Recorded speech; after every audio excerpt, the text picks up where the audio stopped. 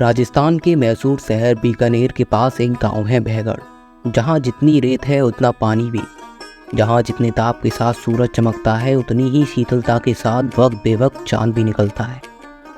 इस गांव की आबादी सिर्फ 40-50 लोगों की है। सुंदर, सजीले, डरे हुए लोग, बूढ़े, जवान, बच्चे, सब के सब एक डर की वजह से इस गांव में रहते हैं। वो यहाँ से जा नहीं सकते। अगर उन्होंने इस गांव को छोड़ने या यहाँ से कदम बाहर रखने की कोशिश की तो इस गांव में उनके साथ बसने वाली 100 प्रेत आत्माएं गांव की सीमा पर ही उनका गला काटकर खून पी जाएंगी। और ये 100 प्रेत आत्माएं किसी गली कूचे, घर या बरसाती में नहीं रहती। ये सब आत्माएं इस गांव में रहने वाली 18 साल की लड़की श्रावणी में बसती है। श्रावणी गांव की छोटी सी परचून की दुकान चलाने वाले केशव काका की बेटी है। श्रावणी को देखकर किसी को भी यकीन नहीं होगा कि ये शांत, सौम्य और नाजुक सी दिखने वाली बच्ची किसी आत्मा के बस में हो सकती है। बातचीत में, हंसने बोलने में, अपनी रोज की दिनचर्या में वो एक सामान्य लड़की है। और उसकी वजह यह है कि उन 100 प्रेत आत्माओं ने श्रावणी को बस में नहीं कर रखा, बस उसके जीवित शरीर का इस्तेमाल अपनी बात कहने और अपने अधूरे काम को पूरा करने के लिए करती है। गांव का हर इंसान हर वक्त इसी डर से घिरा रहता है कि पता नहीं श्रावणी के अंदर कब कौन सी आत्मा जाग जाए और क्या कहते क्या करते। 10 साल की उम्र में श्रावणी के अंदर से एक 34 साल के आदमी की रो रो की आवाज़ आई थी और उसने गांव वालों को चेतावनी दी थी कि अगर इस गांव से श्रावणी या कोई भी इंसान अपने निर्धारित समय से पहले निकलने की कोशिश करेगा तो इस बच्ची के अंदर समाई 100 प्रेत आत्माएं उसका खून पी जाएंगी। आज इस बात को 8 साल बीत चुके हैं। ना श्रावणी को पता है ना केशव कि ये 100 आत्माएं कौन हैं और श्रावणी में क्यों बसती हैं। गांव वालों को बाहर क्यों नहीं जाने देती, समय समय पर अपने गुस्से से गांव पर मुसीबत क्यों लेके आती हैं। आज भी कुछ ऐसा ही मनहूस दिन है। बहगढ़ के मुखिया चंदन लाल के यहाँ पोता पैदा हुआ है। दादा बनने की खुशी में चंदन लाल ने एक छोटा सा उत्सव रखा है। गांव के सभी मुख्य लोग उत्सव में आए हैं और चंदन लाल के बेटे अजहर और बहू रागनी को बधाइयाँ दे रही हैं। कोई भी सामान्य बुद्धि वाला व्यक्ति यही सोचेगा कि ऐसी खुशी की घड़ी में श्रावणी और उसके पिता केशव को कोई नहीं बुलाएगा। लेकिन बहगढ़ में इस बात को लेकर भी एक नियम है। कोई भी उत्सव हो या मातम, कोई खुशी हो या शोक, श्रावणी को बुलाना अनिवार्य है, क्योंकि गांव का कोई भी आदमी श्रावणी के अंदर रहने वाली आत्माओं को नाराज नहीं करना चाहता। कुछ ही देर में एक लाल रंग का घाघरा चोली पहने, हाथों में एक रसगुल्ले की छोटी सी मटकी लिए, जिसे उसके अंदर आत्माओं के द्वारा किया गया कोई भी बर्ताव या कांड याद नहीं रहता था, वो अपने पिता केशव के साथ उत्सव में आ गई। उसे देखकर लोग ठिठक गए, मगर श्रावणी को कुछ कहना या उसका अपमान करना अपनी मृत्यु को न्योता देने के बराबर था। इसलिए गांव के सभी लोग ना चाहते हुए भी श्रावणी के साथ सामान्य व्यवहार करते थे। श्रावणी अपनी मधुर मुस्कान और खुशी भरी बड़ी बड़ी हरी आंखों से उस नवजात शिशु को देखने आई थी। रागनी ने डर के मारे तुरंत पालना पकड़ लिया, मगर उसके पति अजहर ने उसको सामान्य रहने का इशारा किया।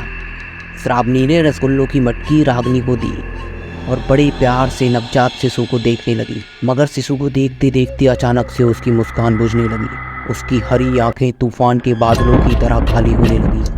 उसकी आंखों में खून भरे लाल डोरे उतर आई। उसका सुनहरा रंग धुंधला पड़ गया और वो शैतानी हंसी के साथ जमीन से 2 फुट ऊपर उठ गई। उसका ये दिल दहलाने वाला ठहाका पूरे घर में गूंज उठा और फिर श्रावणी के गले से निकली कांपती बुढ़िया की आवाज़, जिसने सबके पैरों तले से जमीन खींच ली। अच्छा बेवकूफ़ बनाया है रागनी तूने अपने पति और ससुर को। ये दोनों मंदबुद्धि आदमी बारिश पैदा होने की खुशी में पूरे गांव को माखन घी खिला रहे हैं, ये जाने बिना कि ये बच्चा उनके खानदान का खून है भी या नहीं। श्रावणी ये क्या बकवास कर रही है? चुप हो जा, ये मेरा बेटा है। अजहर बेटा कुछ मत बोल, ये श्रावणी नहीं बोल रही है। केशव, अगर तेरी बेटी सच नहीं बोल रही तो क्या हुआ? मैं तो तेरी बेटी के अंदर से बोल रही हूँ ना, और सच बोल रही हूँ चंदन लाल। तेरी बहू के पेट में बीज डालने वाला अजहर नहीं, तेरे ही घर में रह रहा तेरा भतीजा मांडू है। तेरा बेटा काफी नहीं था तेरी बहू के गर्भ में बीज बोने के लिए, इसलिए ये आधी आधी रात को तेरे बेटे से छुप छुप कर गोदाम में मांडू के साथ मुँह काला करती थी। मैं तो बच्चे का मुंह और आंखें देखकर ही सारी कहानी समझ गई थी। मना खुशियाँ मना और अपने बेटे की मर्दानगी का मजाक। उस कलुषित किंतु सच कहने वाली आत्मा की बात सुनते ही उत्सव मातम में बदल गया। जैसे ही ये सब कहकर श्रावणी चक्कर खाकर जमीन पर गिरी। अजर अपमान, धोखे और क्रोध की आग में चल उठा। मांडू जो वहाँ सबको खाना दे रहा था वो भागने की कोशिश करने लगा। चंदनलाल तो जैसे सुन्न हो गया हो, ना जाने क्या अनर्थ होने वाला था। अजर ने दीवार पर टंगी तलवार उठाई और गुस्से से चीखते हुए अपने भाई मांडू के सीने में उतार दी। लोग चिल्लाकर वहां से भागने लगे। अजर के सर पर खून सवार था। उसने बच्चे को रागनी से छीना और उसे उल्टा कहकर उसका सर धड़ से अलग कर दिया। रागनी के खून के छींटे चंदनलाल के चेहरे पर पड़े। तब उसे होश आया और उसने झट से शिशु को अजर से दूर किया ताकि गुस्से और अपमान में अंधा उस अबोध शिशु के साथ कुछ न करते। अजर ने तलवार फेंकी और अपने भाई और पत्नी के खून से सना चीखता चिल्लाता वो घर से कहीं दूर निकल गया। चारों तरफ खून से सना सन्नाटा और उस सन्नाटे में आ रही चीलों की आवाज़ कानों में पिघले हुए शीशे की तरह पड़ रही थी। तभी जमीन पर गिरी श्रावणी जमीन पर पड़ी पड़ी दर्द के साथ कराहने लगी। उसका शरीर अजीब तरह से कांपने लगा। फिर वो दर्द की कराहट रोंगटे खड़ी कर देने वाली गुरनी की आवाज़ में बदल गई। सब लोग डर के मारे जमीन में एक जगह कर गए। कोई अपनी जगह से हिलना मत। श्रावणी के शरीर में कोई और आत्मा जाग रही है। ये श्रावणी नहीं, कोई और होश में आ रहा है। राणावत काका, तेरी बीवी रज्जो ऐसे ही खाई में गिर गई क्या? क्यों झूठ बोल रहा है रे अपने बच्चों से? बताया क्यों नहीं कि दूसरी औरत के चक्कर में रज्जो का गला काट के अपने ही ससुर के खेत में तूने गाड़ दिया है? ये क्या कह रही है तू श्रावणी? मैंने अपनी रज्जो को नहीं मारा। मुखिया जी, मैंने ना मारा मेरी रज्जो को। जैसे ही राणावत काका ने ये गुहार लगाई, श्रावणी हवा में उड़कर उसके कंधे पर आकर बैठ गई। मेरी रज्जो, चुप करता है अभी तेरी गर्दन मरोड़ दूं। तुझे क्या लगता है तू झूठ बोलकर बच जाएगा? नहीं, आज से 13 दिन बाद अमावस की काली रात को तेरे कमरे के बाहर जो पीपल का पेड़ है ना, तेरी सरकटी रज्जो वहां से रेंगकर उतरकर तेरे बिस्तर तक आएगी और तेरा सर, याद रखना, तेरा सर अपने साथ उसी मिट्टी के नीचे ले जाएगी जहां तूने उसे गाड़ा है। नहीं, ऐसा मत कहो श्रावणी। मैं बेकसूर हूँ। कोई कुछ कहता क्यों नहीं? मुझे बचाओ मुझे। बचना तो तुझे अपनी सरकटी बीवी से है राणावत काका। ये चेतावनी देकर श्रावणी राणावत काका के कंधों से उतर गई। किसी शैतान की तरह नाचती नाचती भाग खड़ी हुई। उसके पिता केशव काका श्रावणी का नाम चिल्लाते हुए उसके पीछे भागे। चंदनलाल अब भी अपने नवजात पोते को सीने से लगाए हुए थे। राणावत काका रो रो कर अपने बच्चे को समझाने की कोशिश कर रहा था कि उसने अपनी बीबी और उनकी माँ को नहीं मारा। आंगन में फैला खून सूख भी नहीं रहा था। अजर कहाँ चला गया था, किसी को कोई खबर नहीं थी। उत्सव में आए लोग डरे हुए सहमे हुए घर और दीवारों के पीछे छुपे थे।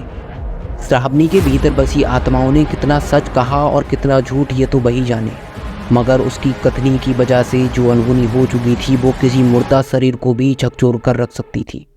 चंदनलाल ने अपने आसपास का मंजर देखा और ना जाने किस मानसिक स्थिति में अपने एक सहमे हुए नौकर बसु से कहा कि गाड़ी निकाले। बसु को लगा मुखिया जी को सदमा लगा है। उसने उनसे दोबारा पूछा कि वो क्या कह रहे हैं। घर में खून खराबा हो गया है, आपका वंश खत्म हो गया है, आप कहाँ जाना चाहते हैं? बसु, हम जानते हैं कि हम क्या कह रहे हैं। गाड़ी निकालो। बहगढ़ की सीमा पर जो लाल घाटी मंदिर है, हमें वहाँ जाना है और हमारे आने तक बहू और मांडू का अंतिम संस्कार हो जाना चाहिए। जी मुखिया जी, मगर श्रावणी को लेकर हमें कोई तो फैसला लेना होगा। श्रावणी का इंतजाम ही करने जा रहा हूँ। चंदनलाल अपने नवजात पोते को लेकर लाल घाटी के लिए निकल गए। राणावत और बाकी आए जो लोगों से करने के लिए कहा गया था वो तुरंत उस काम को निपटाने में जुट गए। गांव में आज हाहाकार मच चुका था। केशव यही बातें सुनते सुनते अपने घर भाग आया। श्रावणी बड़े प्यार से एक थाली में खाना सजाकर एक तांबे के गिलास में पानी लेकर अपने पिता की तरफ आई और अपनी सौम्य हरी आंखों से उसे देखकर बोली, बापू, मुझे पता ही नहीं चला कि हम कब मुखिया जी के उत्सव से वापस आए और मेरी आंख लग गई। कुछ ही देर पहले पलंग पर मेरी आंख खुली तो मैंने देखा कि दोपहर का 1 बज चुका है। बस फट से उठी और जल्दी जल्दी आपका दोपहर का खाना तैयार करने में लग गई। बापू, क्या हुआ? आप मुझे ऐसे क्यों देख रहे हो? वो क्या, मुझे फिर से दौड़ा पड़ा था। मैंने फिर कुछ तो नहीं कर दिया? बोलो ना बापू। अरे नहीं लाडो, तुझे कोई दौरा नहीं पड़ा और ना ही तूने कुछ किया। तुझे कुछ याद नहीं रहता तो क्या हुआ, तेरे बापू को तो याद रहता है ना। ला थाली ला, आज मैं तुझे अपने हाथों से खिलाऊंगा और खाना खाने के बाद तू सो जाना, ठीक है। सुबह 6 बजे से उठी हुई है मुखिया जी के पोते के उत्सव के लिए रसगुल्ले बनाने को, क्योंकि मुझे रसगुल्ले पसंद है बापू, चाहे खाने हो या बनाने हो या किसी को खिलाने हो। मुखिया जी चंदनलाल लाल घाटी के मंदिर में पिछले 2 वर्षों से रह रहे चिरंजीवी योगी अमृत के पास जा पहुंचे थे। योगी अमृत ने मुखिया को देखा और अपनी भौहें टेढ़ी करते हुए कहा, अपने सारे परिवार को तो फूंकाया है तू, और ऊपर से शिशु को लेकर घूम रहा है जो तेरे बेटे का खून भी नहीं है। मेरे पास क्या लेने आया है अब? योगी अमृत श्रावणी के श्राप से मुक्ति मैं कहां से दिलवा दूंगा मुक्ति? मूर्ख, जब मैंने 8 साल पहले कहा था कि उस बच्ची को मारकर मुझे उसे पुनः जीवित करने दो, तब ना तो तू माना और ना उसका बाप। वो 100 आत्माएं तब कमजोर थी क्योंकि उन्होंने उसके शरीर में बसना शुरू किया था, लेकिन अब वो 18 साल की हो चुकी है। उन प्रेत आत्माओं की सकनी चौगनी हो चुकी है। उसका इस गांव के लोगों पर पूरा बस है। तो बता मैं इसमें क्या कर सकता हूँ? अब ना श्रावणी के प्राण लेने से ये संकट दूर होगा, ना उसे भयगढ़ से निकालने से कुछ होगा, मगर कोई तो उपाय होगा योगी अमृत। भयगढ़ के लोग डर के मारे हार मान चुके हैं। केशव अपनी बेटी के प्यार में अंधा है, लेकिन मैं और सर्वनाश का इंतजार नहीं कर सकता। जो बचा सकता हूँ बचाना चाहता हूँ, इसलिए कोई उपाय बताओ योगी अमृत। बता तो दूंगा, मगर क्या श्रावणी का बाप वो उपाय मानने के लिए तैयार होगा? बहुत बड़ा त्याग करना होगा उसे। इतने साल केशव का अपनी बेटी के लिए जो प्रेम है, उसकी वजह से मैं चुप रहा, मगर आज मेरी आंखें खुल गई हैं। आप जो कहेंगे वही होगा। तो ठीक है, ले चल मुझे केशव और श्रावणी के पास, मगर वहां जाने से पहले मुझे इस गांव की सीमा पर खड़े होकर अपने पास के गांव हुकुमपुर में किसी को आवाज लगानी होगी। हुकुमपुर में आवाज लगानी है योगी अमृत? 10 कोस तक का तो जंगल है, आपकी आवाज कैसे पहुंचेगी किसी तक? मेरी आवाज उस तक जरूर पहुंचेगी जो भयगढ़ को इस संकट से निकाल सकता है। अब कैसे पहुंचेगी और वो कौन है, ये सब पूछकर तू मुझे परेशान मत कर। ये कहकर योगी अमृत अपने आसन से उठे सीमा के छोर तक गए और हुकुमपुर के जंगल की तरफ देखते हुए एक अजीब सी बात एक कविता की तरह कही। तेरी दुल्हन 300 साल बाद जाएगी, अधूरी रह गई थी जो तेरी कहानी, ये लाल रानी उस कहानी को पूरा कर तेरी किस्मत का सूरज चमकाएगी। योगी अमृत के ये कहते ही पूरे जंगल में एक धीमी मगर रोंगटे खड़ी कर देने वाली हवा चली। चंदनलाल को ऐसा लगा जैसे कोई 10 कोस की दूरी तय करके उसके सामने आकर खड़ा हो गया है, मगर ये सिर्फ चंदनलाल का भ्रम था। अजर कहाँ चला गया था? और क्या राणावत काका की बीवी अमावस की रात को वापस आएगी? क्या वो राणावत का सर काटकर अपने साथ ले जाएगी? योगी अमृत ने किसको आवाज लगाई थी? क्या योगी अमृत श्रावणी को 100 आत्माओं से मुक्त करा पाएंगे? जानने के लिए देखते रहिए स्कैरी स्माइल और वीडियो को लाइक करके चैनल को सब्सक्राइब कर लीजिए। नेक्स्ट पार्ट के लिए कमेंट करें ताकि मैं जल्दी से जल्दी नेक्स्ट पार्ट अपलोड